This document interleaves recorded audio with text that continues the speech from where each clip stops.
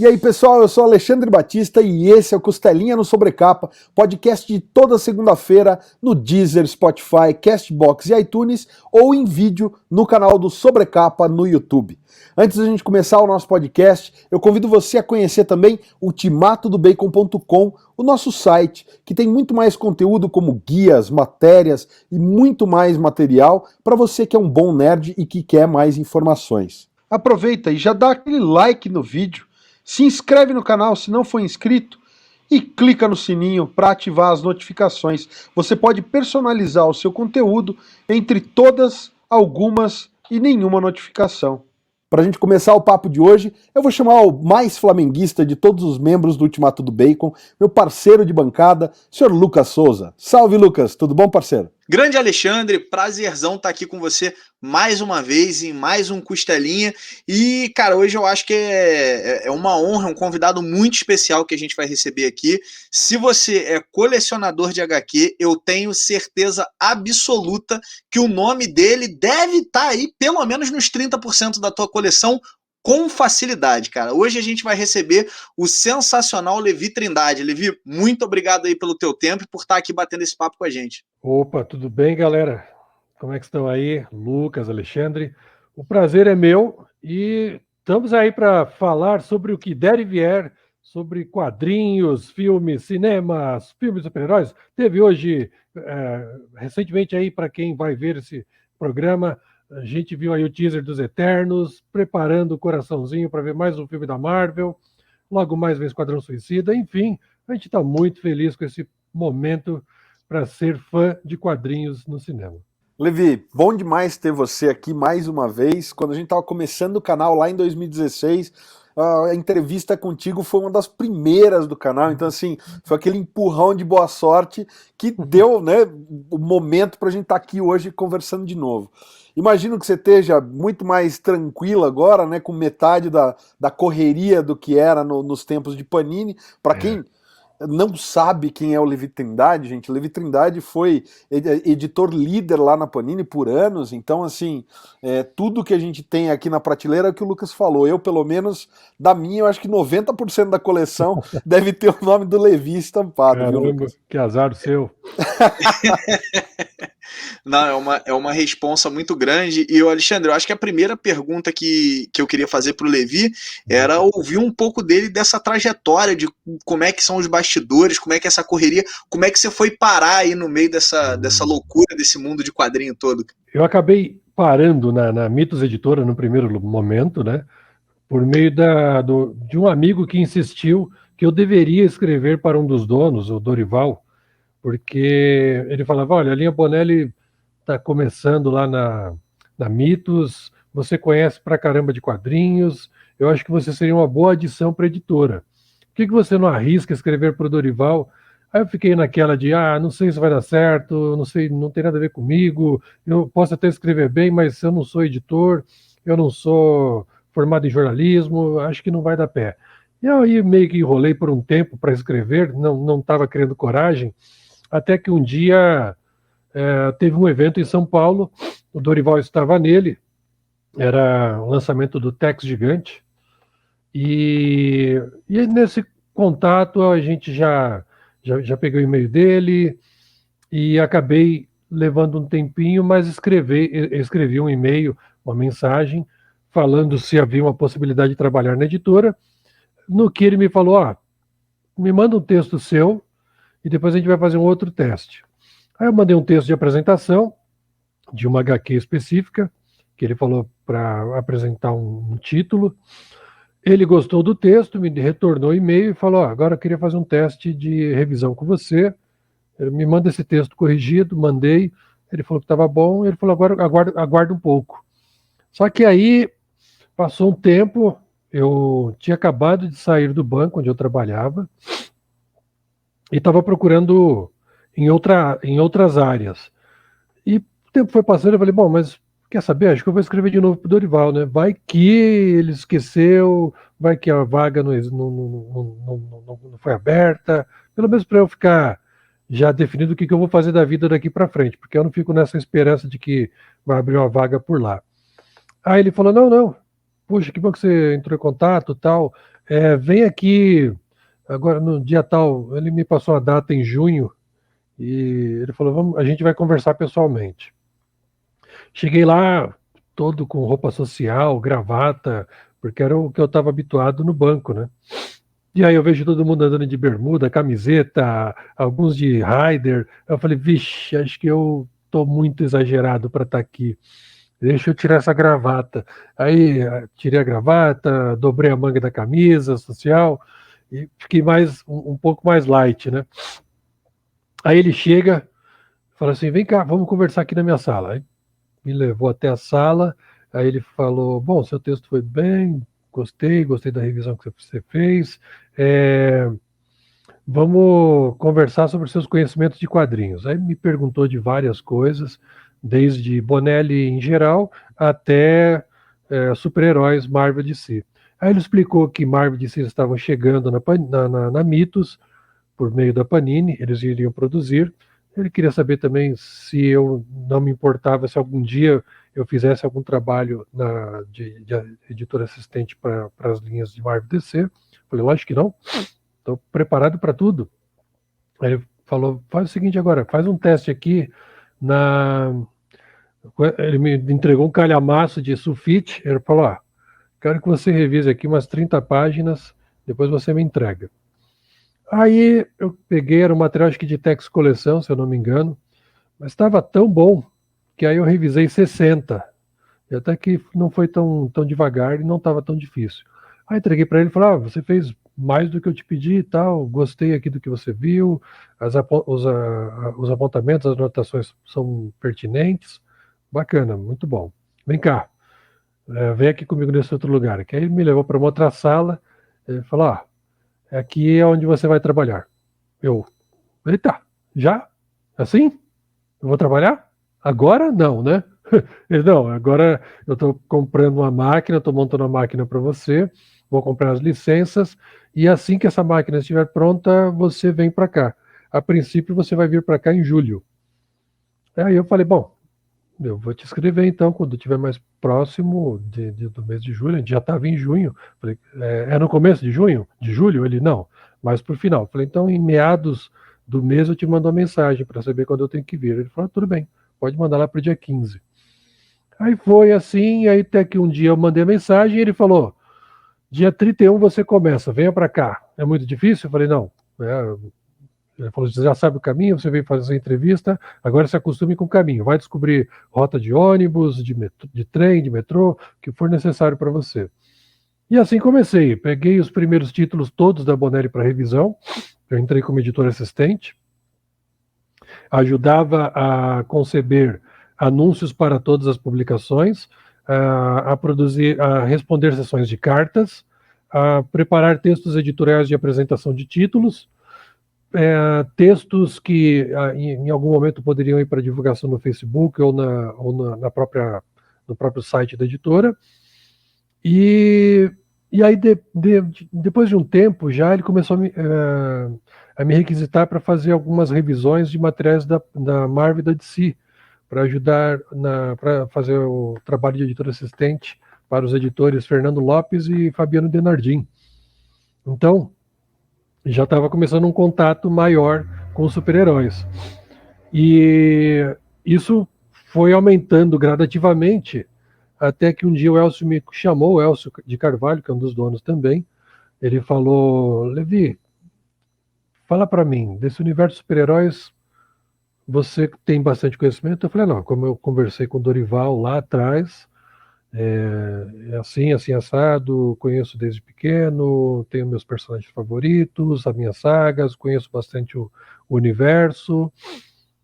Aí ele, vamos fazer o seguinte, eu vi que vocês já estavam fazendo alguns trabalhos aí de revisão, dando assistência para o pessoal na redação Marvel DC. Vou te fazer um teste maior agora. Estou te passando V de Vingança para você editar. Desculpa. Antes disso, eles me passaram uma revista do filme dos X-Men 2, que era uma revista de atividades e...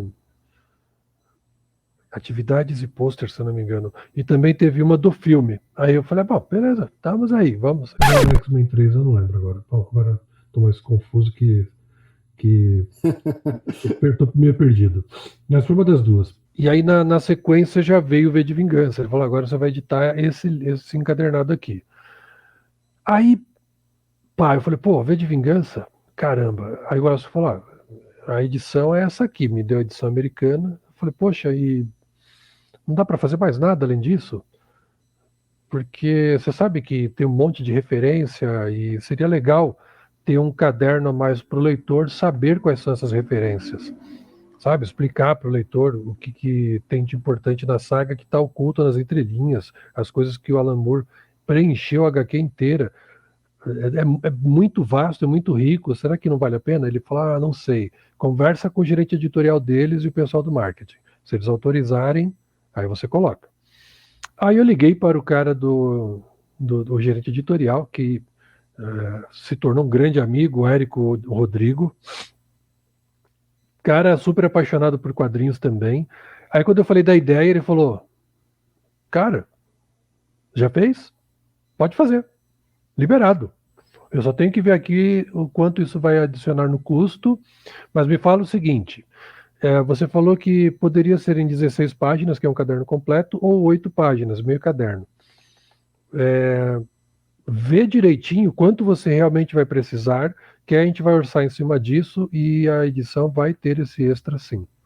E no fim acabou tendo, foi um encadernado diferente da edição americana, que não tem nada de referência sobre as referências que o Alan Moore usou dentro da HQ, que normalmente eles só colocam os extras baseados em desenhos, esboços, um pouco do roteiro, e nesse caso a gente ia usar um material feito só aqui no Brasil. E ficou bacaninha, ficou bacaninha. Eu fiquei super orgulhoso de ter conseguido colocar isso na edição, porque eu acho que isso faz falta, isso agrega na publicação sempre que é possível ter, ainda mais se tratando do Alan Moore, né? Pelo amor de Deus. E também ganhei um presentinho na época que foi editar a minissérie do Space Ghost, com capas do Alex Ross e arte do Ariel Olivetti. Aí eu falei, nossa, vocês estão querendo me matar do coração, né? Pô, melhor presente nerd que eu podia receber. Eu adorava o desenho do Space Ghost, então ficou super bacana. E paralelamente já vieram também as revistas europeias, a E13, Blueberry, Aldebaran, Black Sad, e por coincidência, um ano antes eu estava estudando francês, porque me deu na telha de falar, pô, preciso aprender um outro idioma, inglês para mim já está ok, mas eu quero aprender mais um. E comecei a estudar francês. Não contei nada para ninguém na editora, porque não, era uma iniciativa pessoal minha, não tinha nada a ver com o trabalho. Eu não ia fazer nada em francês, então não tinha nem por que falar para o Elcio. Aí ele chegou e falou, o que você conhece do idioma? Francês. Eu, hã? Por quê? É que a Panini está fechando um contrato aí, e se você souber francês, eu queria você editando essa linha. Eu falei, você não vai acreditar, cara. Eu estou estudando já faz um ano. Ele falou, não brinca. Eu falei, e ele falou, como é que tá? Eu leio, escrevo, não vou bater papo em francês, mas eu leio, escrevo e traduzo. Ele, sério? Eu falei, só que eu preferiria que a gente não, se for possível, eu quero só editar, não quero traduzir, porque eu quero me dedicar ao trabalho da edição, e eu sei que outra pessoa pode fazer a tradução e eu posso fazer uma adaptação de texto, porque não quero cometer equívocos. Ele falou, não, tudo bem, a gente está pensando mesmo em ter uns tradutores muito bons, que a gente já queria que fizesse parte da sua equipe. Eu falei, beleza, posso escolher o letrista? Aí ele, pode. Eu falei, então tá, eu quero o Marcos Valério. Aí ele, por quê? Porque a gente se dá muito bem no Tex, na linha Bonelli, e eu queria fazer um desafio com ele na linha europeia. Ele, então tá, mas se não der certo, a gente vai ter que trocar. Eu falei, não, tudo bem, eu acho que ele dá conta. E não é que deu certo, rapaz. Eu falei com o Marcos, Marcos, é o seguinte, tem alguns balões que a fonte não existe, você vai ter que desenhar. Tipo, quando o cara dá um baita grito no quadrinho, aí o balão fica enorme e a fonte é totalmente desenhada no original. Não tem fonte para você se basear. Você vai ter que desenhar a fonte. Aí ele, é para ontem, eu faço. Me dá uma chance que eu faço. Eu falei, então tá, já, a chance foi dada. O Elcio concordou e você vai ser o letrista. Eu falei, só precisa se coordenar com Dorival, porque você é o principal diagramador de Bonelli e você não pode dar um perdido nele nem atrasar a produção dele, beleza? Ele falou, não vai rolar nenhum problema. Eu falei, então tá, vamos fazer o nosso cronograma aqui, aí você bate com o dele lá e aí a gente vai ficar numa perfeição, numa maravilha. Aí entraram como tradutores o Mário Luiz Barroso e o Pedro Bolsa. E para a publicação do Aldebaran, não sei se muitas pessoas sabem, mas o autor é brasileiro, o Léo. Ele mora na Europa, ele é carioca, mas mora na Europa. E ele falou, vocês vão fazer o material aí, eu mando o texto todo em português, vocês não vão precisar traduzir não. Eu falei, cara, é lógico que eu quero. Pode mandar. Facilitou pra caramba, hein, Levi? Nem Pelo amor de Deus. Ajudou muito no cronograma. Eu falei, mas não vai te atrapalhar nos seus projetos aí, porque eu sei que você está produzindo álbum novo. Ele falou, não, vai me tomar alguns dias sim, porque eu vou verter tudo para o português, mas eu te mando. Eu falei, então tá bom, eu fico no aguardo. Cara, foi uma maravilha, porque aí, sabe, deu tudo certo, ficou tudo ajeitadinho. Aí depois disso, o Fabiano e o Fernando Lopes conversaram com o Elcio, que eles queriam fazer uma mudança lá na parte editorial da redação Marvel DC, e o Fabiano queria ficar só em Vértigo e queria que eu assumisse a DC sozinho. Só que para isso eles tinham que convencer o Dorival a me libertar, porque eu era o principal auxiliar do Dori na produção da Bonelli, e eu saindo, ele ia ficar totalmente sozinho e voltar para a correria que ele estava antes, sem ter um assistente. Digamos que houve um estremecimento na força. Dorival durante muito tempo ficou me sacaneando, dizendo que eu o traí, que eu o enganei, que eu o abandonei. Aí a gente começava a falar seduzido e abandonado, né? Mas ele era só brincadeira. Ele falava, bom, é para o seu crescimento, eu nunca impediria o seu crescimento. Agora, para mim, vai ficar meio corrido, mas se você puder me dar uma mão de vez em quando. Eu falei, eu vou tentar, Dori, principalmente quando tiver o Tex Gigante ou a edição histórica, que aí eu te ajudo, porque eu sei que tem muitas páginas. Mas vai depender também do volume de trabalho da DC, porque se for muita coisa, aí eu não sei. Acho que você vai ter que arrumar um outro assistente. Aí ele falou, não, tudo bem, a gente vai caminhando, vai levando. E assim, acho que em 2006, 2007, meio que entrei oficialmente para a linha DC, assumindo os títulos dos Novos Titãs, Liga da Justiça. O Fabiano ainda carregou o Batman por mais um tempo, Superman veio para minha mão também, aí depois veio Lanterna Verde, e aí o resto é história. Aí eu já tinha sido promovido a editor, oficialmente, e essa foi a primeira fase da trajetória. Até que em 2012 veio um convite da Panini, por parte daquele gerente editorial, o Érico Rodrigo. Eles estavam expandindo a linha, porque já tinha em 2007 começado a produzir Turma da Mônica dentro da Panini, e ele queria pegar uns projetos que não entrariam nem no âmbito da produção de MSP e nem na produção de Marvel DC, eram coisas à parte. Então, livros de Harry Potter, Tartarugas Ninja, Cartoon Network, e eram coisas que dificilmente iriam para Mitos, porque a Mitos já estava bem suprida e bem sobrecarregada com material, então não havia como mandar para lá. Ele falou, eu estou montando, eu já tenho uma equipe aqui, mas eu estou tentando expandir e eu queria que você viesse para cá.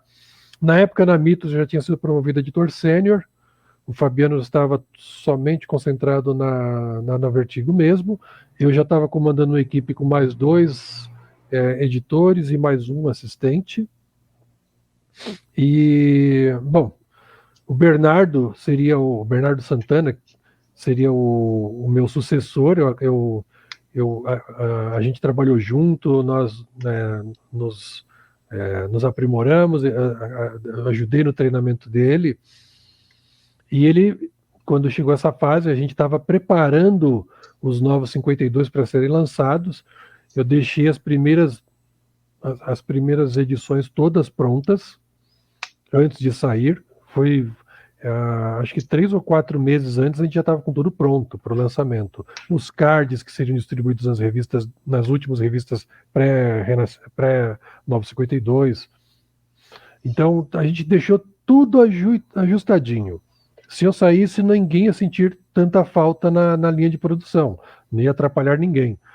E o nosso cronograma estava perfeito, a gente não estava tendo atraso na parte da DC, estava bem redondinho. E nessa época já tinham sido contratados o Alexandre Calari e o Daniel Lopes, que foram indicações minhas para o Elcio, que a gente se conheceu num evento em São Paulo, quando eles estavam lançando um dos livros deles sobre cinema e quadrinhos. Aí eu falei, um dia teria vaga na Mitos e um dia eu queria que eles fossem trabalhar lá. E eu peguei os cartões dos 3. O Daniel e o Alexandre entraram na linha da DC, que eu queria concentrá-los ali, e o Bruno foi para Mangás. Foi bem bacana, porque aí, sabe, colocamos uma turma muito legal para trabalhar lá. Eu fiquei tranquilo que quando saísse, tinha o Bernardo, o Alexandre e o Daniel tomando conta da DC, não teria nenhum problema, sabe? Eu sabia que eles tinham capacidade para segurar aquele rojão. Na época que eles entraram, eles não tinham experiência com edição de quadrinhos, mas eles já faziam outras coisas por fora, como edição de livros, tradução. Então, sabe, não era nada muito fora, acho que, do normal.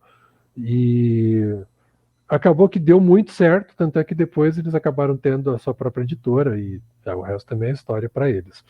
Mas voltando à minha trajetória, como ficou tudo perfeitinho, o gerente editorial da Panini conversou com o Elcio e falou, olha, precisaremos do Levi lá, você vai ter a sua equipe aqui, mas vai ter sempre suporte. Ele falou, pensa bem, eu estou levando uma pessoa que vai estar sempre querendo o bem de vocês lá, porque não vou levar um inimigo, então vai dar tudo certo, no fim vai dar tudo certo. E no fim deu, sabe, ficou tudo bem, não houve nenhum ressentimento, nenhuma mágoa com essa minha saída. A gente começou a desenvolver um trabalho paralelo na Panini. Obviamente, com o passar do tempo, as coisas aumentaram bastante, houve outros acréscimos, outras linhas editoriais, mas sempre com cuidado de não exagerar na dose. Nos últimos... depois que esse gerente editorial saiu, entrou uma pessoa nova e ela tinha uma outra visão, então queria fazer as coisas um pouco diferentes. Tivemos um aumento absurdo de produção internamente na Panini, e aí também aumentamos a nossa equipe, só que eu acho que com esse aumento, esse incremento, todo mundo acabou se dando mal em alguma parte, porque houve uma profusão de erros que a gente nunca tinha tido. Eu acho que foi uma estratégia que poderia ter sido melhor pensada a longo prazo e não feita de uma vez só. Poderia ter preparado melhor o terreno, mas essa foi a minha opinião e acabou não sendo acatada. E, bom, padecemos 2018 e 2019 com uma margem absurda de erros, até que em 2020 essa pessoa saiu e as coisas voltaram a entrar nos eixos novamente. Só que aí eu diria que o estrago já estava feito. A imagem da Panini ficou muito prejudicada e agora que ela está se recuperando melhor. Mas acho que, no fim das contas, o saldo pode ser positivo, apesar de tudo. Todos nós, leitores, né, colecionadores, a gente sentiu um momento conturbado, acho que isso aí é inegável, né, a gente percebeu isso, e realmente, como você falou, erros de diversas ordens, mas eu lembro lá atrás, e aí você comentou na época que você entrou, eu não sabia exatamente quando tinha sido, mas a Panini, ela desabrochou muita coisa pra gente aqui. Eu lembro da linha Vertigo, era praticamente impossível você conseguir ler alguma coisa completa da Vertigo, era sei lá, vou dizer que era um sonho dos colecionadores, e a gente teve materiais tipo ZDM, que honestamente eu nunca achei que vocês fossem chegar no final. Eu falei, legal, vou comprar aqui 1, 2 edições, bacana, mas não deve passar muito disso. Quem sabe um dia termina, mas a gente viu muita coisa sendo fechada. Então, apesar de tudo, né, e dos N pontos, eu acho que sim, o saldo é positivo. A gente conheceu muito material aí até o final. Hellblazer era um material impossível de começar a ler, né? Era um negócio assim que era inacreditável. Ou você já sabia alguma coisa, ou você não sabia e entrava de cabeça e azar o teu, né, e vai embora. Então, acho que tem um saldo muito positivo. Eu ia te perguntar, Levi, no meio de tudo isso, e principalmente de uma empresa que cresceu tanto dentro dos quadrinhos, né, e que trouxe, sem dúvida, um expoente aí do nosso cenário nacional, o que você mais sentiu de dificuldade? O que no teu dia a dia de editor, né, desde, imagino, selecionar material, entender os formatos de publicação, o que para você é mais difícil no meio disso tudo? O que foi mais difícil? Olha, eu diria que a burocracia atrapalha bastante, porque às vezes você está no meio do trabalho e você é obrigado a participar de algumas reuniões para tomar decisões que vão afetar a produção e que afetam o trabalho que você está fazendo no momento. E, em alguns casos, pode acontecer até de que você está fazendo ser totalmente perdido, porque não vai mais acontecer. Aí você fala, poxa, gastei 3 semanas naquilo, eu podia estar fazendo qualquer outra coisa, mas agora já foi. Eu acrescentaria talvez aquilo que eu falava, eu cobrava muito internamente, que é a transparência. Eu acho que poderíamos ter sido mais transparentes há mais tempo, porque os leitores entendendo as dificuldades dos processos, ou até como são os processos, e os trâmites de produção, e os trâmites de gráfica e tudo mais, de distribuição, talvez tivesse menos cobrança sobre esse tipo de assunto ou sobre esses aspectos. E se tivéssemos aproximado mais dos leitores há mais tempo, porque, na verdade, eu acabei fazendo meio que essa ponte, porque eu não via uma outra forma disso acontecer. Ou eu fazia ou não ia ter. E eu também acabei meio que chamando para mim essa responsabilidade, e eu acho que, de alguma forma, isso acabou deixando certas pessoas com conforto, sabe? Ficaram confortáveis porque já que tinha eu para fazer isso, não precisava de mais ninguém para fazer a mesma coisa. Então, para algumas pessoas isso foi muito confortável. Para outras achavam que era uma intromissão minha. Então, eu tinha que equilibrar internamente algumas questões, porque acabava que parecia que eu estava interferindo também nos trabalhos deles, e não era isso. E para os leitores ficava parecendo que eu era um mentiroso em alguns momentos, porque eu falava alguma coisa e logo depois a editora tomava uma decisão completamente diferente e a gente tinha que voltar lá e falar, olha, não vai acontecer por isso. Ou, em alguns casos,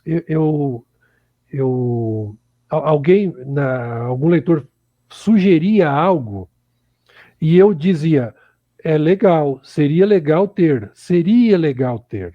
Não quer dizer que sairia. Só que aí já se veiculava que eu dizia que o negócio ia sair. E quando não saía, falava que eu mentia. Era um negócio muito bizarro. Mas tudo bem. Mas eu vou te interromper, Levi. Era a burocracia mesmo, viu? Eu vou te interromper nisso, Levi, porque a minha pergunta era exatamente essa. O quanto você sente que essa...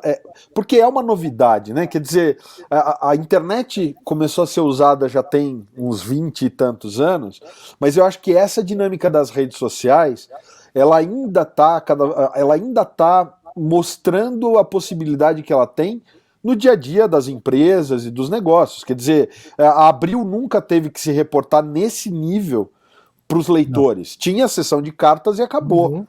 Então, a internet passou a ser, e eu lembro que você falou 2012, justamente, né, quando começou essa coisa de YouTube, 2016 que eu fiz o canal, já tinha um ou outro canal aí bombando e repercutindo coisa. O quanto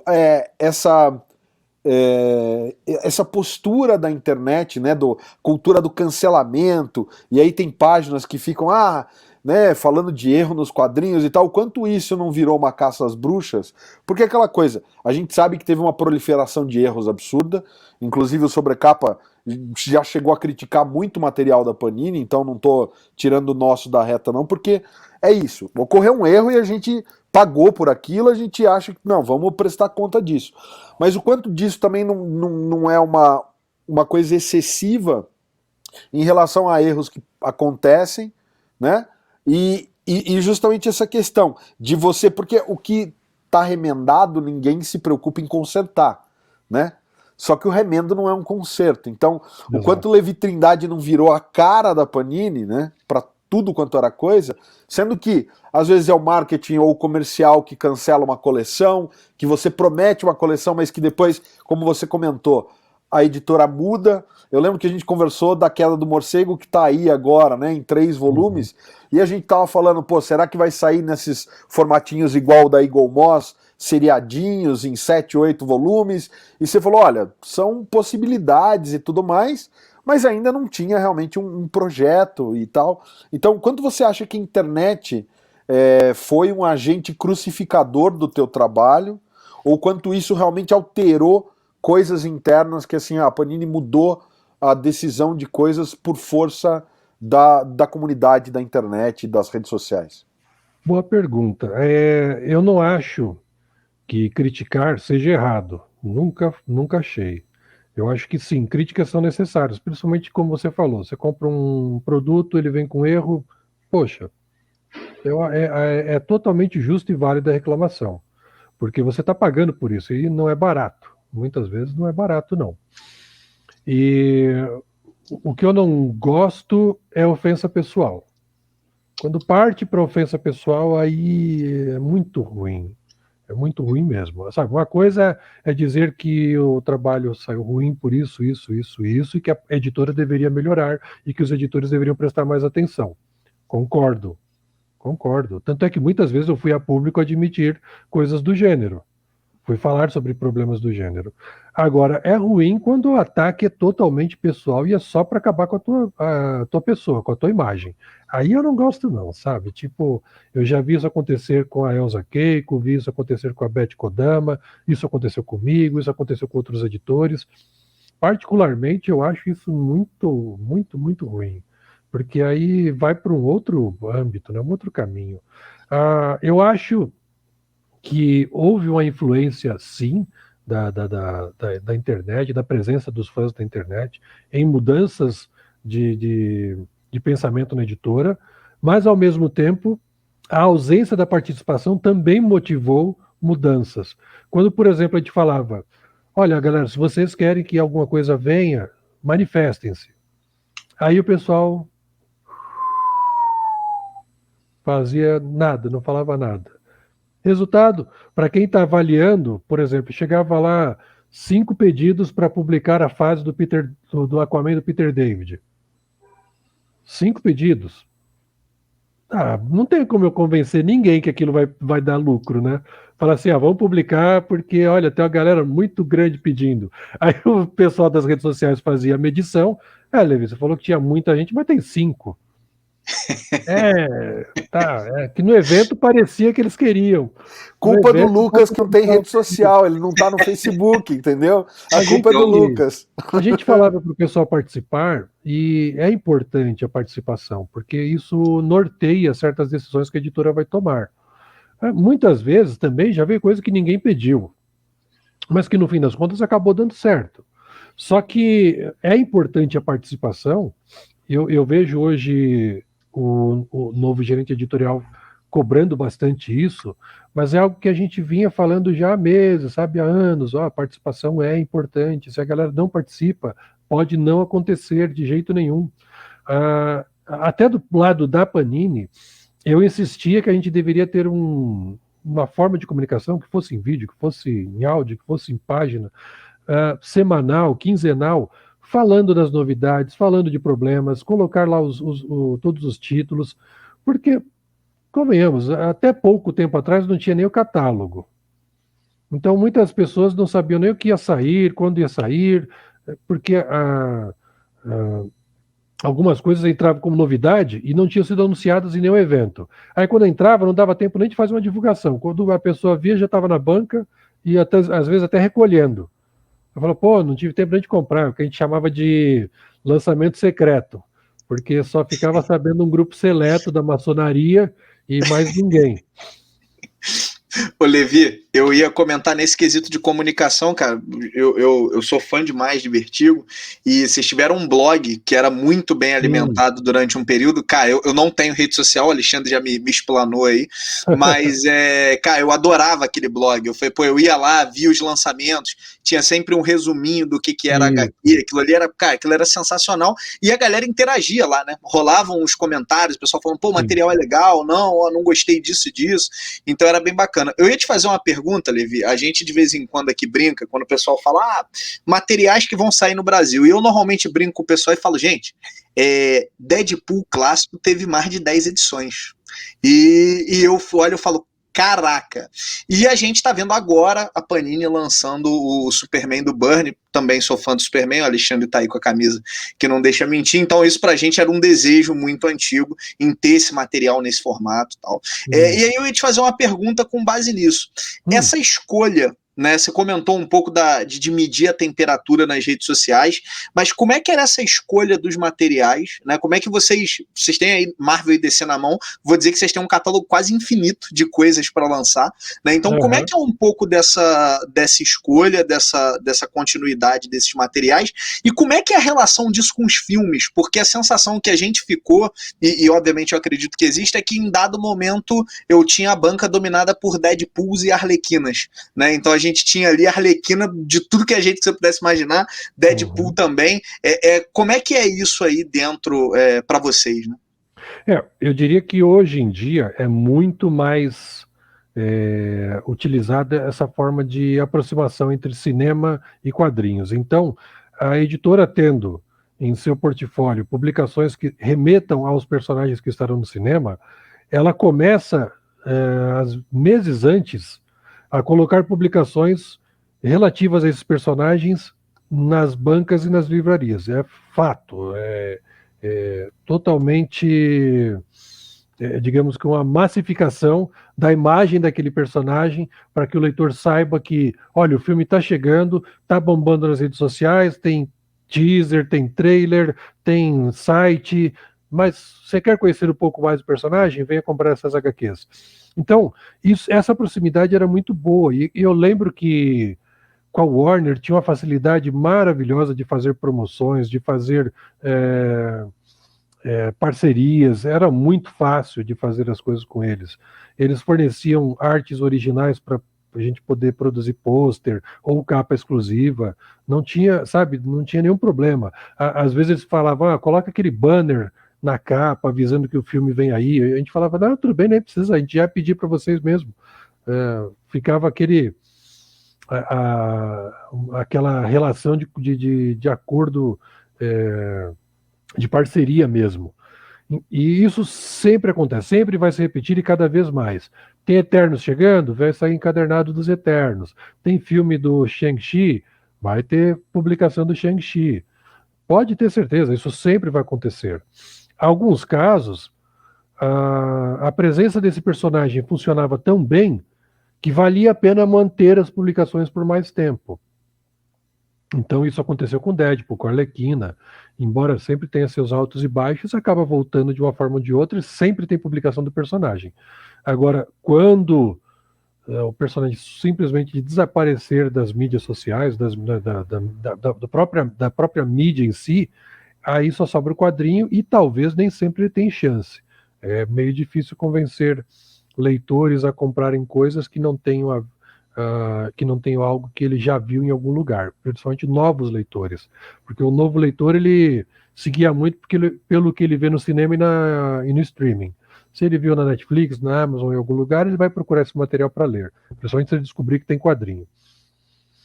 E essa proximidade é muito boa, mas no geral as publicações têm que lutar por si. Então aquelas que não têm produções cinematográficas têm que fazer valer de uma forma ou de outra na marra. Agora, as que têm produções cinematográficas ou seriados acabam tendo o benefício de terem essa exposição e poderem ter mais títulos publicados e lançados em qualquer país. Quando você não tem um produto com filme por trás ou uma animação, você tem que se guiar pela importância desse produto. É um material clássico como o Superman do Byrne ou os X-Men do Claremont Byrne, então você tem que reapresentar esse material para aquele público que já conhece e tentar ganhar um novo leitor que ainda não conheça. Em muitos casos, a divulgação é importantíssima. Em outros, os próprios fãs, sabendo que aquele material será publicado, já acabam fazendo um trâmite de divulgação para a própria editora. E aí, isso dá tudo muito certo. O problema é quando, por exemplo, você quer muito trazer aquilo, mas a editora original não tem o arquivo digital. Aí você é obrigado a esperar que até que a editora tenha uma nova publicação, uma nova edição daquele material, com arquivos novos, para que você possa utilizar esses arquivos e poder publicar o material com a qualidade melhor. Eu lembro que para o Super do Byrne, durante muitos anos a gente quis fazer na Panini. Então, até tinha sugerido uma época no Lendas. Só que o material original era tão ruim, mas tão ruim, em termos de arquivos, que não valia a pena mexer, porque ia ficar uma edição muito feia mesmo. E aí, coincidentemente, no final do ano passado, saiu uma edição em capa dura lá nos Estados Unidos, muito bonita, e estava totalmente reformulada, com arquivos novos, redigitalizados, remasterizados. Eu falei, cara, ano que vem a gente lança isso. Aí o Leonardo sugeriu de fazer como a saga, né, a saga do Superman, ou a saga do Batman, no caso do Batman, porque ele falou, a gente faz uma nova publicação. A gente distancia um pouco do Lendas, que tem um layout fechado, mas cria um layout específico para essa outra coleção, e vamos que vamos. Eu falei, não, beleza, tamo junto. A gente já queria trazer isso há muito tempo, mas não teve oportunidade. A mesma coisa, acho que o Quarteto do Byrne. Durante muitos anos, a gente queria ter trazido na coleção histórica, com caixinha, coisa e tal. Ou fazer uma coleção de encadernados, o que fosse melhor. Só que teve um período que a própria Marvel pediu para valorizar e priorizar o material novo e não lançar material clássico, porque eles queriam que o leitor conhecesse a nova série, que ele comprasse a nova série, que ele adquirisse os novos títulos do Dan Slott. Então a gente falou, ok, então a gente segura o Byrne, mais uma vez. E teve um período que não era recomendado que publicasse nada, porque foi quando havia aquele boicote contra a Fox. Então era melhor não fazer nada naquele período, porque se fizesse, não ia ter divulgação nenhuma. Então seria venda perdida, provavelmente. Então, em muitos casos, você tem que avaliar a possibilidade de publicar ou não. Há séries que você, avaliando até o desempenho dela no mercado internacional, já desestimulam de trazer. Você fala assim, nossa, vendeu muito mal, já vai ser cancelada no número 3. Não precisa nem trazer, deixa pra lá, né? Fazer o quê? Se tá tão ruim lá, imagina quando sair por aqui. Então, em alguns casos, você já de primeira descarta, e em outros você aposta muito. Opa, colocaram o Steve McNiven para desenhar uma nova série. Steve McNiven é o cara da Guerra Civil. Caramba, aquilo vendeu já por muito tempo. É óbvio que a gente vai se for lançar, vai ter que lançar uma série nova desenhada por ele. Então, nomes de autores pesam, nomes de personagens. Há personagens que, como o desempenho dele histórico no Brasil é ruim, é difícil de você tentar trazer. Há personagens que só são publicados porque ou tem um brasileiro trabalhando, ou tem um artista muito bom. Por exemplo, sei lá, um Homem Borracha com a Adriana Mello. Se não fosse, talvez, a Adriana Mello desenhar, talvez não fosse publicado. Entenderam? É mais ou menos por aí. Muito esclarecedor, cara, de verdade. Quero aproveitar que a gente tá falando de Deadpool, só chamar a galera pra ver também. A gente tem uma entrevista com o Rogério Saladino, que trabalhou com Deadpool, né, na época que começou a ser editado.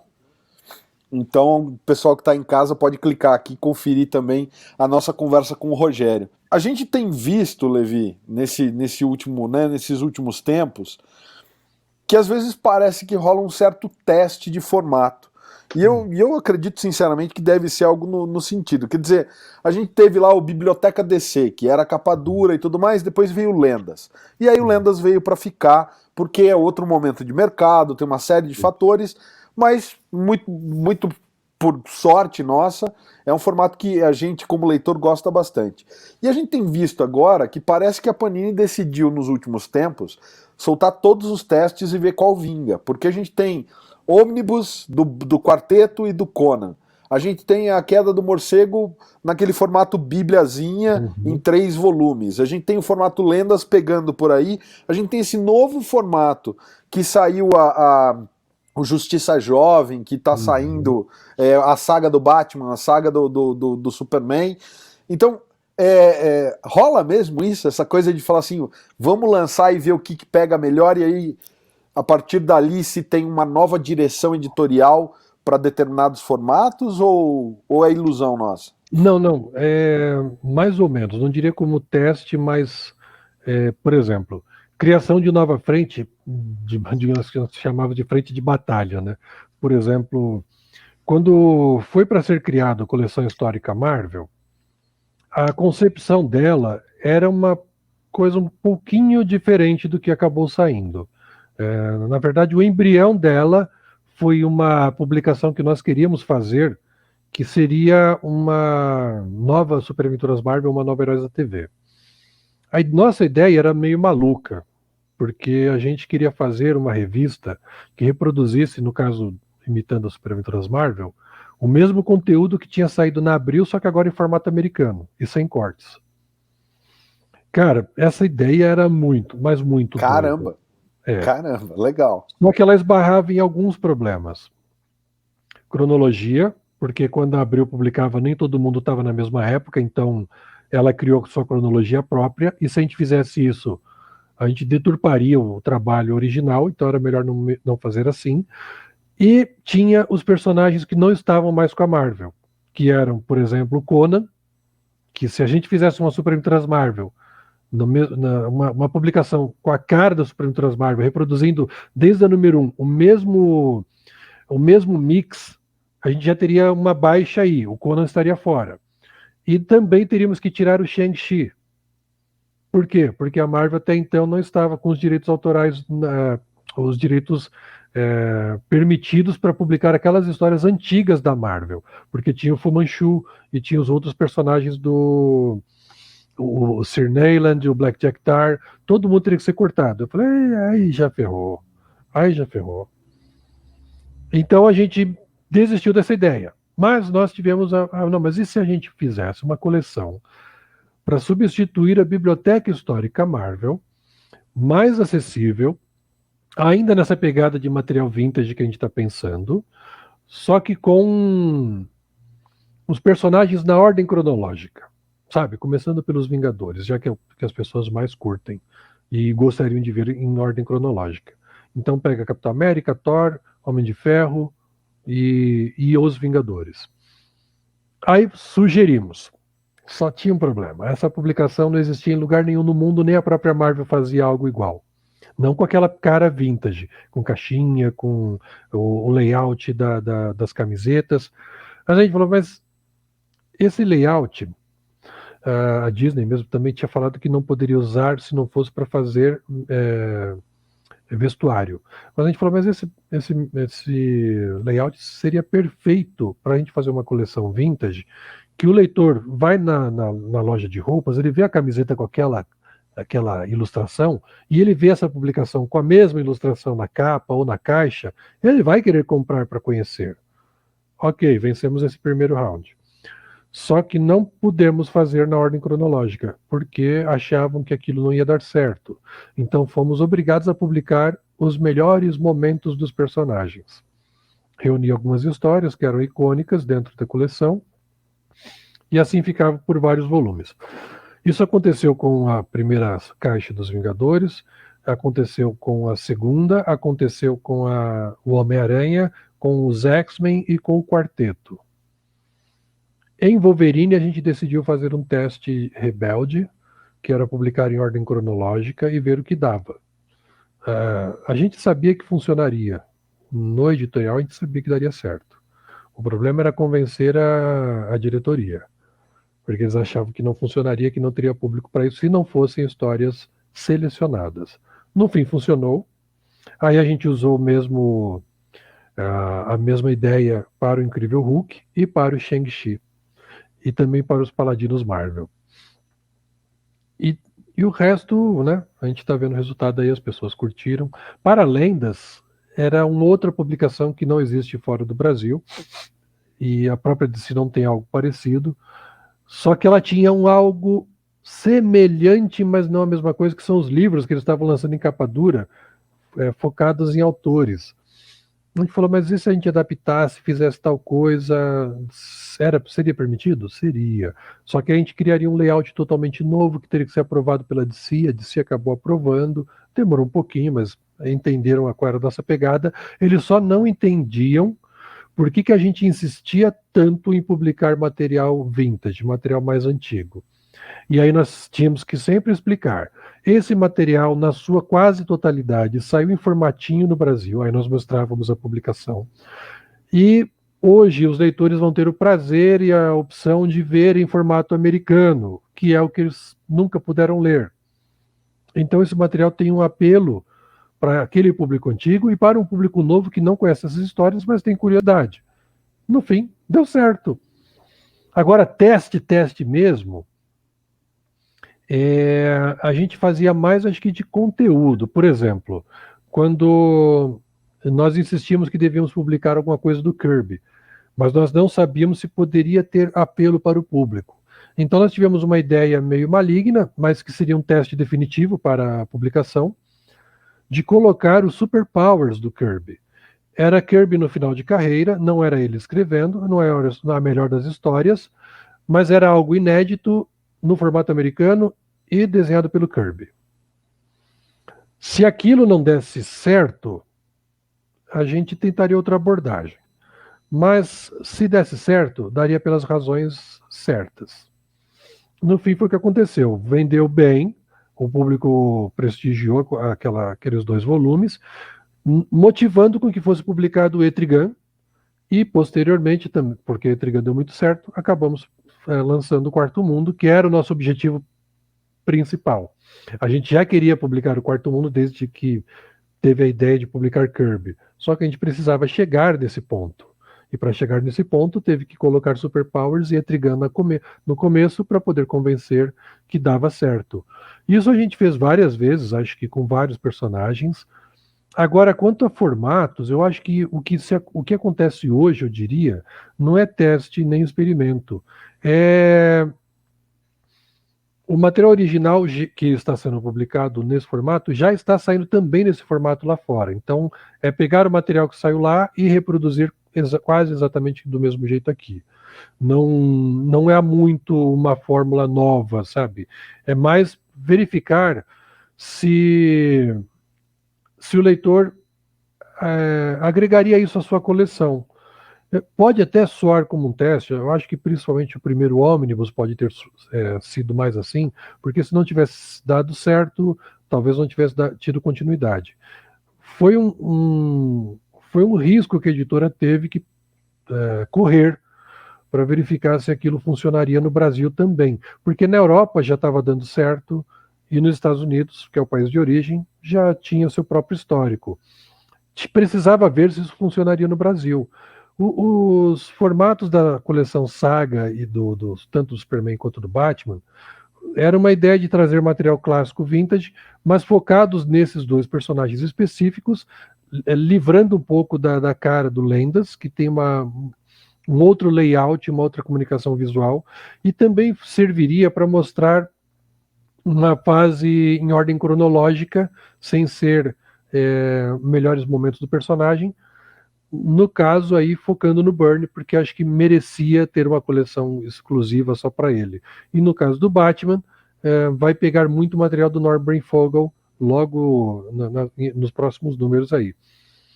Eu acho que um teste que foi feito, mas aí o formato não é exclusivo da Panini, foi o próprio formato dos livros para teens e kids, que esse formato é o formato americano. O teste seria ver se o público brasileiro compraria, e está funcionando. Tanto é que, nesse caso, a Panini pegou e está reproduzindo esse estilo de formato numa linha de publicações para a Marvel, porque viu que deu certo com a DC, vai fazer um teste com a Marvel agora, pegando publicações que tenham essa pegada mais adolescente, mais teen, mais kid, como Miles Morales, Gwen Aranha, Gwen Stacy e o Campeões, e fazendo no formato das publicações que deram certo da DC. É uma nova forma de abrir um novo negócio, sabe? Uma nova frente de batalha. Não é necessariamente um laboratório fazendo experimentos malucos, mas nesse caso, o desempenho da coleção da DC motiva que você crie algo também para o fã da Marvel, que não tem algo semelhante. Então agora os fãs das duas editoras podem ler coisas, coisas que eles gostam no formato semelhante entre eles. Mais ou menos isso. Levi, vou te fazer uma pergunta aqui, óbvio, do ponto de vista de negócio, mas também queria ouvir a tua opinião pessoal. Uhum. Tem, acho que, um debate interno entre nós colecionadores, que são os benefícios e malefícios do tal do mix, né? A Panini já viveu os dois. Eu acho que quando eu comecei a colecionar, a Panini usava mix, né? Se eu não estiver falando besteira lá atrás. Passamos um período aí que a Panini passou sem mix, né? E hoje a gente está vivendo, acho que até uma era diferente, né? Tem mais encadernado do que mix na banca, pelo menos das mensais. E a gente fica sempre debatendo, né? O mix, ele tem um malefício, pelo menos para mim, que é às vezes achar onde foi publicada determinada HQ, né? E aí a gente fica meio doido, fala, cara, eu li isso, mas aonde eu li? Peraí, onde é que tá? Tal. Por outro lado, algumas pessoas defendem que o mix, ele às vezes possibilita que a Panini publicasse materiais que sozinhos talvez eles não se sustentassem, né? Na época até alguém comentou comigo, infelizmente não foi pra frente, eu adorava o material do Besouro Azul, né, lá dos 952, acho que o do Renascimento nem deu as caras, mas que eu ouvi alguém comentando, talvez possa ter sido até uma entrevista tua, que o material infelizmente não deu liga, né, e aí a gente não conseguiu seguir, uma pena. Eu queria te ouvir um pouco, Levi, o que você acha, como é que você, Levi, enxerga o mix, o que você acha que ele traz de benefício aí? Então, né, como leitor das antigas, né, tendo acompanhado as publicações da Abril, para mim o mix era muito comum, né? Era algo que eu já estava muito acostumado. Se não fosse assim, não teria lido o Quarteto do Byrne no Aranha, não teria lido o Thor do Walt Simonson em Heróis da TV, não teria lido o Mestre do Kung Fu em Heróis da TV, ou em Super Aventuras Marvel, não teria conhecido Luke Cage, não teria conhecido Pantera Negra. Os medalhões sempre vão ser publicados, sempre vão ter edições especiais, sempre vão ser conhecidos, mas e aqueles personagens que ninguém conhece tanto e que talvez não dessem atenção? Numa dessas que Manto e a Daga acabou sendo publicado e as pessoas acabaram gostando. E se não tivesse talvez uma revista mix, será que eles teriam chance no encadernado? Será que alguém compraria um encadernado só por ser uma novidade? Eu acho difícil, mas ao mesmo tempo eu também entendo quem critica o mix, porque a pessoa fala, poxa, mas às vezes para ler uma história demora 6 meses, aí quando eu chego na sexta parte, eu já nem lembro mais o que aconteceu na primeira, tenho que voltar tudo e ler.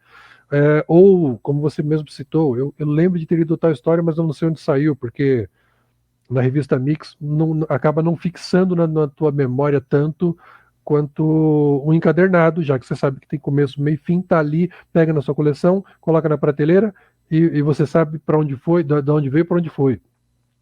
E você pode fazer até sua coleçãozinha de encadernadinhos daquela mesma série. Eu gosto das duas coisas. Eu acho que daria para conviver, mas eu não sei, sinceramente, hoje eu já não sei o que mais pensa o público.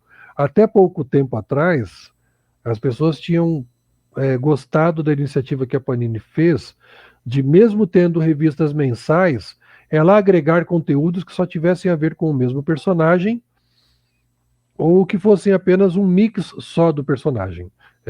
Tipo, ele tem três revistas dos Estados Unidos, aí ele publica as 3 na mesma revista mensal. Ou ele tem personagens que são relacionados a ele, como a Teia de Seda, Gwen-Aranha, e aí coloca numa revista do Aranha junto com ele e você vai ler todos os conteúdos da família Aracnídea.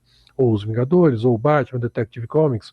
Só que em alguns momentos isso também precisa ser repensado, porque pode ser que não esteja funcionando, então aí você vai lá e mexe no mix de novo, e traz agora personagens diferentes. Agora vai ter uma revista dos Vingadores que vai agregar todos os Vingadores, então você pega lá todo mundo que é Vingador, coloca na revista dos Vingadores.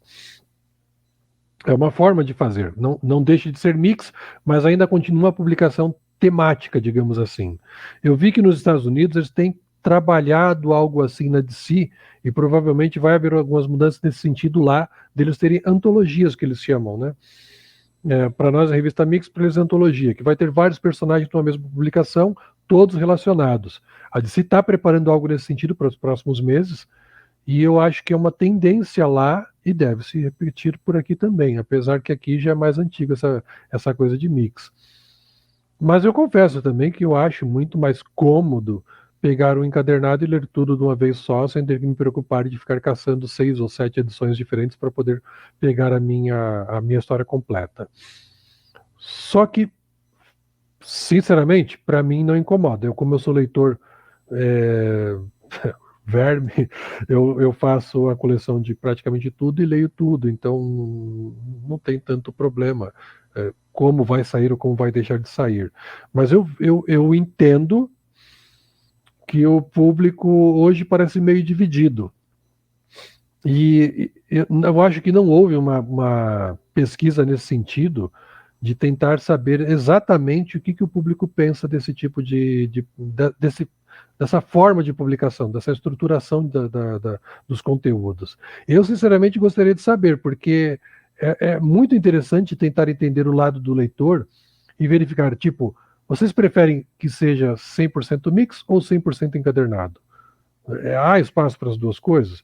Porque talvez, falando uma brincadeira, será que a Garota Esquilo dentro de um mix acabaria convencendo os leitores a ler as publicações dela? Será que ela sozinha teria sobrevida ou morreria no primeiro encadernado? É algo a se pensar. É uma ótima pergunta, viu, Levi? Eu mesmo não sei a minha resposta, por exemplo. Porque sem o mix eu não teria lido o Aquaman do Peter David, porque na época eu tava só no Superman, e foi como eu li Supergirl do Peter David, o Aquaman do Peter David, o Flash do Mark Waid, porque era mix na época da Abril, né? Mas por outro lado, eu tenho essa coisa da coleção de falar, pô, mas eu gosto de estar com tudo organizado de um personagem só, então eu mesmo não sei dizer. É complicado. Ô, Alexandre, eu acho que eu só tinha uma taquicardia com o mix, que era a gente não saber se aquele personagem ia voltar mês que vem. Que, né, aconteceu isso com o Gladiador Dourado, acho que saía a Dimensão DC do Lanterna Verde, que tava numa fase incrível. Você não tinha falado besteira, era do Jones, não me lembro agora se era do Jones. Era o Jones, né? E ele tava numa fase muito boa, e aí, de repente, ele saiu do mix. Aí você fala, caraca, será que pulou para outra revista? Putz, não, chegou ao fim a trajetória dele. Então eu acho que o mix ele só me dava essa leve taquicardia, porque óbvio, né? Apesar de ser um mix, a gente sabe quais são os personagens principais da revista, né? Quando você pega um mix lá de Universo DC, cara, você sabe que a Mulher Maravilha na época acho que era do Azarelo, né? Dos 952, e o Aquaman do John, você fala, cara, esses dois eu sei que não vão sair. Mas o resto, né? O resto você fica, o coração dá aquela puxada. Mas é legal ouvir um pouco da tua visão disso, Levi, porque a gente mesmo, colecionador, a gente conversando, a gente percebe que tem dos dois, né? Tem os seus prós e contras ali. Mesmo debate aí que o pessoal fala capa dura, capa cartão, o papel jornal ou qualquer outro tipo de papel e tal. Então tem muitos debates, mas é legal ouvir do mix porque ele é uma recorrente, né? A gente, no caso do Gladiador, eu acho que a ordem para cortar ele da publicação foi quando o Jones foi embora. E acho que entrou o Dan Jurgens escrevendo. Isso. Que acho que depois vocês publicaram o final dele no Liga da Justiça, né? Ele saiu nos últimos números. Eu acho que sim. Do Liga da Justiça. Que aí acho que veio uma convocação pedindo para tirar. Eu falei, poxa, mas por quê?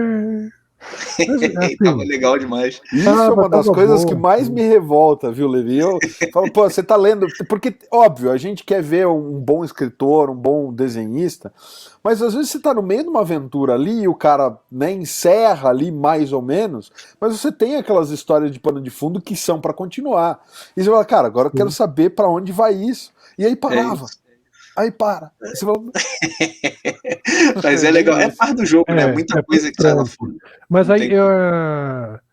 normalmente, isso acontecia quando saía um ótimo roteirista, no caso Jones, e, e aí vem alguém que, tipo, para a empresa, e até pelos próprios resultados de vendas dos Estados Unidos, que eles já avaliavam, falava, isso aí não vai dar certo não, hein? Isso aí já deu errado lá fora, não vamos nem entrar no mérito de fazer aqui. Às vezes eu ficava chateado, porque é uma avaliação baseada no mercado americano. Eu entendo que influencia. Mas, por exemplo, a gente tem uma história muito interessante no Brasil, que é a do Nova. Ele fez mais sucesso aqui do que lá.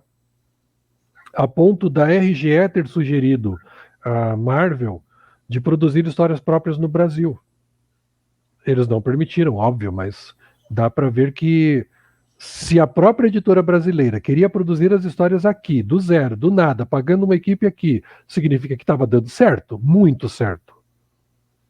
É que para a Marvel não deu, então a Marvel não permitiu, porque ela era dona dos direitos, não ia permitir isso. Nos anos 50 e 60, isso aconteceu muitas vezes. Em alguns casos, até a própria editora original não ficou sabendo. Mas aconteceu. Ora. Agora, eu fico às vezes meio chateado que, puxa, entrou o Dan Jurgens. Mas, pô, é o cara que fez a morte do Superman. Será que não tem nenhum valor para o mesmo público? A gente apela para esse público, convence ele. Mas aí falava, não, mas as vendas já estão ruins. Se colocar esse cara aí que vai para o espaço. Mas a gente não sabe, a gente não falou, a gente não publicou. Por que não conversa com o leitor primeiro, não apresenta, fala, vai ter essa mudança, vai vir o cara. Avisa, não custa, faz um vídeo. Na época eu não estava tão habituado a fazer vídeos assim, né? Então acabava que vai ter que cortar mesmo, ou isso ou cancela a revista. Não, então não, então tá bom, corta o conteúdo, troca o conteúdo. Prefiro que troque o conteúdo que cortar a revista. Aquela revista ali, eu acho que tiveram dois mixes que vocês fizeram que realmente foram muito bons. Essa do Lanterna Verde, que é, putz, a fase do Jones que tava bombando, né, então, e o Tomasi também tava arrebentando, e teve esse pedaço do Gladiador, e se eu não estiver falando besteira, vocês colocaram depois... Eu não vou me lembrar agora, mas teve alguma outra coisa que entrou nessa revista também que foi legal.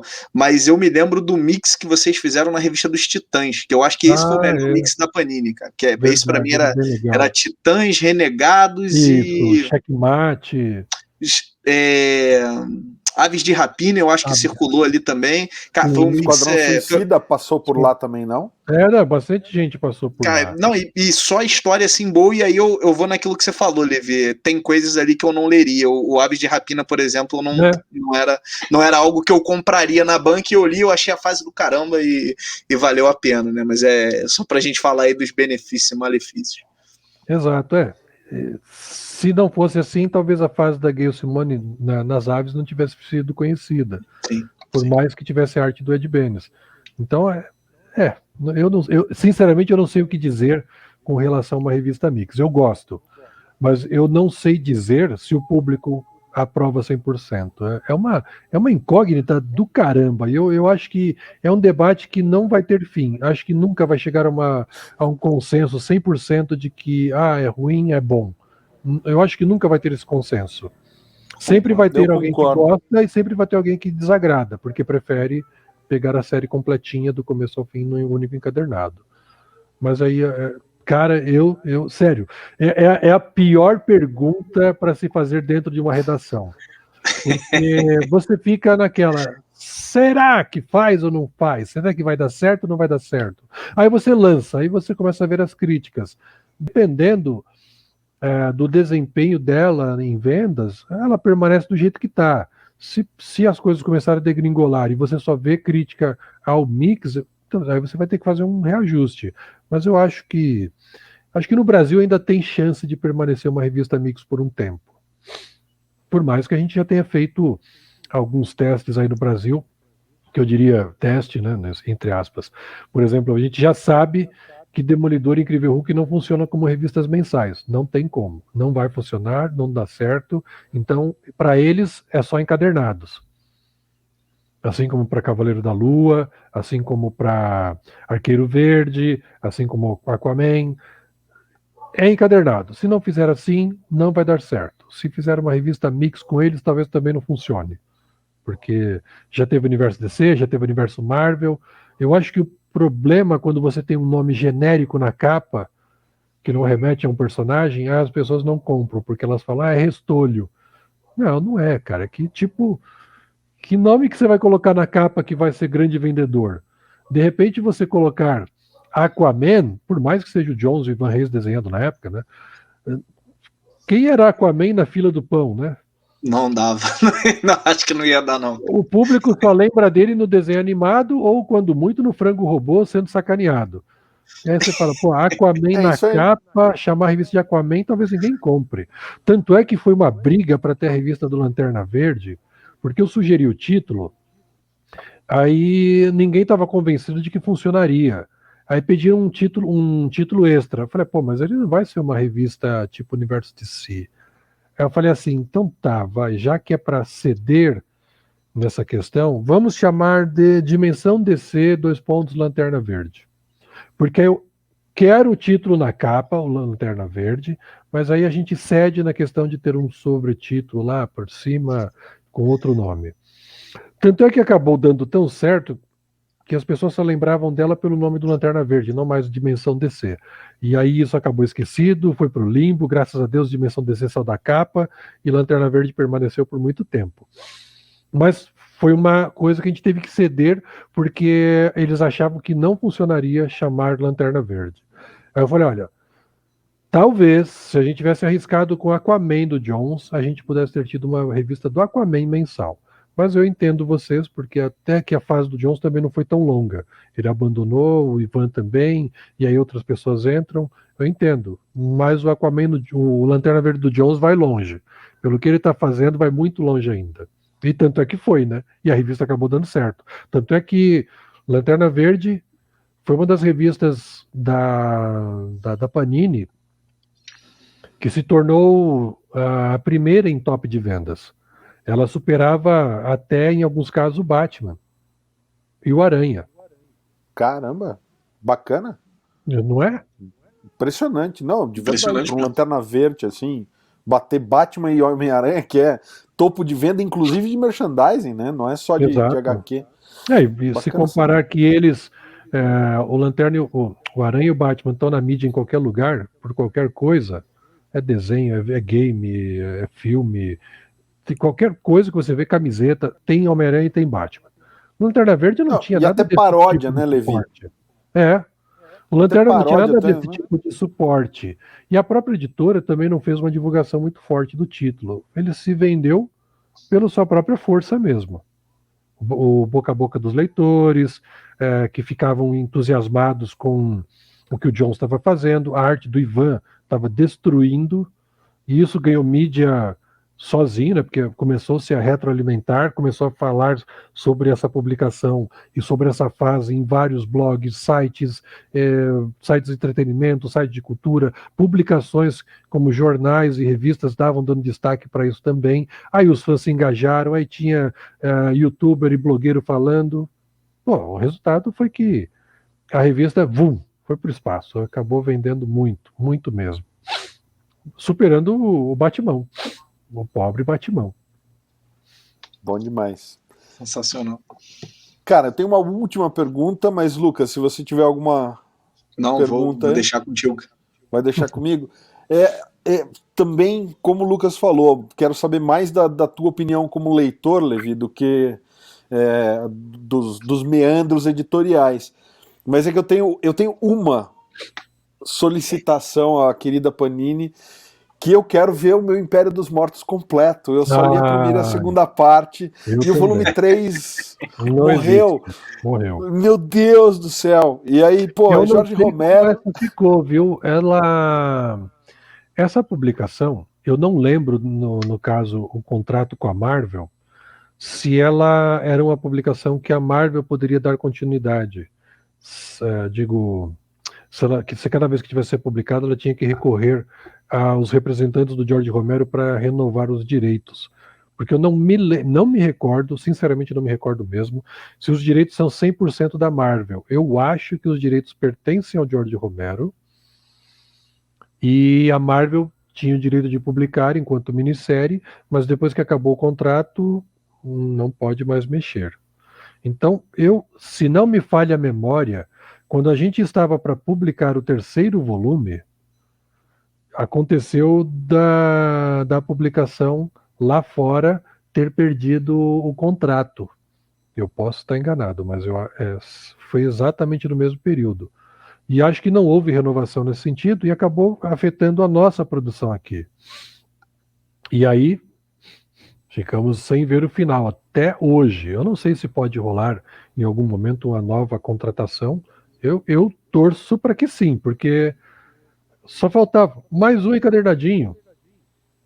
Ninguém morreria. Pois é, não, mas aí explica demais, né? Se há uma questão realmente contratual. E o que eu acho bacana da gente estar batendo esse papo é porque, assim, voltando naquela coisa da internet, tem muita gente que simplesmente, como você mencionou, taca pedra, e aí mais ainda, não só taca pedra no trabalho, mas taca pedra nas pessoas, sendo que às vezes é justamente isso, é um rolo de contrato. Por exemplo, né? Superman vs Muhammad Ali. A DC é dona da publicação, mas ela não tem os direitos para publicar a hora que ela quiser. Ela só pode publicar na hora que ela faz um novo acordo com a família do Muhammad Ali. Aconteceu bem na época que eu estava trabalhando lá, e houve aquele contrato novo, e obviamente, quando eu fiquei sabendo que isso sairia, eu enchi o saco do nosso gerente editorial para que fosse permitido trazer esse material. Ele falou: Levi, você acha que vai dar pé? Você acha que isso vai vender? Eu falei: olha, Érico, eu aposto que sim, e vai esgotar a tiragem. Me escuta. Aí ele falou: eu também estou convencido, você me convenceu. Aí eu tinha uma edição do Ebal e eu levei para o trabalho e mostrei para ele. Eu falei: olha, o que você acha, Érico? Ele falou: cara, isso aqui é Neil Adams no auge. Vamos. Eu encaro com você essa briga lá dentro. E brigamos. Ficou no meio termo a questão da tiragem, não foi nem tanto o nosso sonho desesperador, que a gente queria uma tiragem monstruosa para fazer inveja para as grandes tiragens antigas da Abril, mas ficou num bom termo. Outras pessoas não tinham o mesmo convencimento que nós, achavam que aquilo não venderia porque era muito datado e porque era uma história muito, digamos, infantil. O Super lutando boxe contra o Muhammad Ali, para definir o destino da Terra contra uma raça alienígena. Eles achavam: isso não vai vender, isso é muito datado, é muito velho, as pessoas não têm mais essa mentalidade, elas não leem mais esse tipo de história absurda, é muito bobinha. Aí eu falei: quer apostar quanto que isso vai esgotar no mesmo mês? E aí? Aí beleza, foi, em 15 dias esgotou. O problema é que quando a gente pegou, o contrato firmado com a DC era muito curta a janela de espaço para publicação. A própria DC não tinha muito tempo para trabalhar com ele. E quando eles liberaram para a gente, já estava meio que em cima de acabar o contrato. Então, acabou que foi uma janela tão curtinha que a gente só pôde fazer aquela tiragem, deu no que deu, vendeu o que vendeu, acabou quem tem, quem não tem, talvez só quando a DC agora renovar novamente com a família do Muhammad. Mas para você ver que algumas situações acontecem, como a do Jorge Romero. Então, se algum dia talvez a Marvel fizer um novo contrato, pode ser que role de novo, aí vem a terceira parte e seja concluída, graças a Deus. No caso do Muhammad Ali, se um novo dia a DC acordar e querer fazer de novo um contrato com a família dele, talvez, quem sabe, como fizer novo aniversário a publicação lá fora. É mais ou menos assim que funciona em alguns casos, principalmente envolvendo outras figuras públicas. Eu tô com um sorriso no rosto porque, apesar da minha tristeza com o Império dos Mortos, Mohamed Ali eu garanti aqui, então eu sou um dos sortudos e te agradeço por ter trazido, porque realmente o pessoal pode falar que é bobinho e tudo mais, mas é uma coisa, é histórico, né? Você tá falando de um personagem de 80 e tantos anos e de uma figura que marcou o esporte mundial, então Exato. eu acho que e é Neil Adams, né? Pô, é o que você falou, então eu acho que tem um valor histórico incrível. Levi, eu quero te agradecer porque assim, a gente em geral faz o Costelinha com 1 horinha, mas com você a gente não teve outra forma a não ser extrapolar o nosso horário, porque é uma presença mais do que ilustre. Quero de verdade te agradecer de conversar com a gente de novo. Quero que você saiba que você é sempre bem-vindo aqui no Sobrecapa, no Ultimato do Bacon. A gente é fã do teu trabalho por entender que realmente não é fácil fazer isso. Né? A gente sabe que não é fácil editar quadrinhos no Brasil é mais difícil ainda, e justamente porque você, como o pessoal que está acompanhando a gente até agora, pode ver, você não foge da raia, você não foge das perguntas, não era assim em 2016, continua não sendo, então é sempre muito bom, porque a resposta vem franca, direta, sem enrolação. E a gente sabe que quando, isso eu não posso falar porque, sei lá, tem contrato, tem coisa envolvida, sempre foi um papo reto. Então, obrigado em nome do Sobrecapa e Ultimato do Bacon. A gente agradece mais uma vez sua presença. Eu que agradeço ao convite. Vocês são pessoas muito gentis, muito, muito bacanas. É muito bom ser recebido assim. E o papo foi maravilhoso. Sabe, quando é bacana, a gente acaba até exagerando, né? Eu sei que eu atrapalhei acho que provavelmente a programação de vocês de perguntas, o cronograma de vocês, provavelmente tinha mais coisas que vocês gostariam, só que a gente extrapolou no tempo da sua produção. Não que para mim seja um problema se a gente continuar falando, tá? Porque se você tiver que colocar mais perguntas aí, pode... sarrafo! Eu não tenho problema com isso, não, até porque o tempo tá bom aqui para isso. E eu estou sempre aberto para novas entrevistas, novos papos, e é óbvio, eu adoro falar sobre quadrinhos, então sempre que tem oportunidade eu estou mais que disposto a falar sobre isso. Maravilha, Levi, te agradecer mais uma vez, porque é sensacional. A gente aqui sempre conversa de quadrinho, né? Eu e o Alexandre somos leitores aí antigos, mas a gente ouviu um pouco dos bastidores, escutar as tuas histórias. Você me explicou um negócio hoje que eu não sabia, que era aquele Dimensão DC lá, que tava aqui no meio daquela capa. Eu falei, cara, o que você tá fazendo aqui? E aí ele some no meio. Então é legal demais ouvir esses bastidores e entender como é que a coisa é feita. A gente tem plena consciência que é difícil, mas ouvir você falando tangibiliza um pouco, né? A gente começa a entender um pouco mais, que aí eu acho que isso é legal demais. Obrigado mesmo, aquilo Levi. que eu falava da aproximação, Lucas. Talvez se certas coisas pudessem ter sido explicadas há mais tempo, os leitores teriam menos dúvidas e talvez até menos raiva da editora. Com certeza, com certeza. Então é isso, a gente agradece o Levi Trindade, a gente deixa mais uma vez o canal aqui aberto para que ele volte a conversar com a gente num outro dia, continuar falando de bate-papo editorial e para falar daí de outros quadrinhos, como leitor, conhecedor, editor, um cara que trabalhou com quadrinho, o convite segue aberto aqui no Sobrecapa. E para você que está em casa, a gente agradece a sua audiência até aqui, a gente quer lembrar que em ultimatodobacon.com tem mais conteúdos por lá. E se você está no YouTube aqui no Sobrecapa, tem mais vídeos no canal. Clica também no logo do Sobrecapa para se inscrever se não for inscrito. E até o próximo Costelinha, galera. Valeu!